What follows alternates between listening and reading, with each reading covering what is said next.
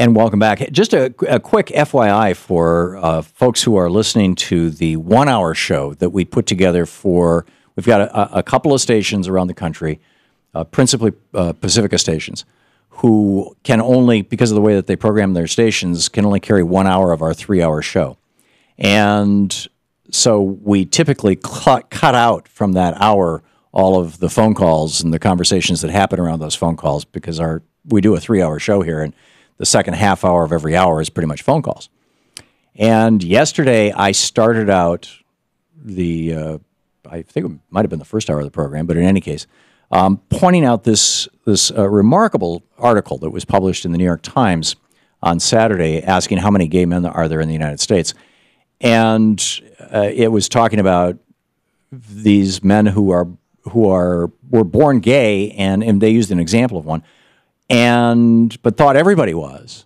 And this was a guy in his 60s, and he thought this up until he was in his 40s or 50s, and that, good men just pushed down that impulse and got married anyway. And he had been in this kind of sexless marriage for 40 years.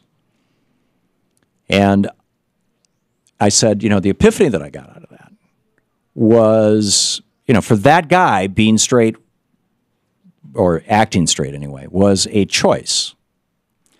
And I had been wondering for years and years about these guys who come on my program, the anti-gay guys coming on my program, or anti-gay rights, saying, well, it's a choice. And I'm saying, well, how can you say that? And it just suddenly hit me, okay, for those people it probably is, that they're people who were actually born gay. And it was an epiphany for me. And then I made the comment that I have known gay men and I've known straight men. And I even commented about how as a teenager, I tried having sex with, I tried gay sex and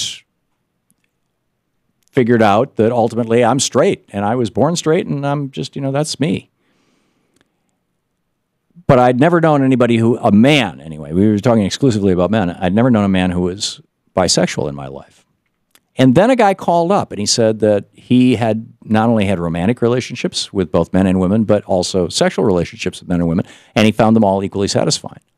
And he said that he felt that the number of bisexuals was much smaller than the number of gays, and that they were one of the most discriminated against minorities, because there were gays who were saying the same thing as some straight people were, who were suggesting that these genuinely bisexual men were actually just gay men who were in the closet. And he said, no. He said, I'm really bisexual. And I said, wow, now I've learned two things today. That there actually are bisexual men out there, which I didn't know. And several people actually called and shared those similar stories. And a number of women, that was not the issue, and it was not in doubt. I mean, I can't speak to that. I'm not a woman. But so I just wanted to make sure that you got that because I think that second part where I said, okay, I've learned two things today. I've learned one, that probably these guys who are running around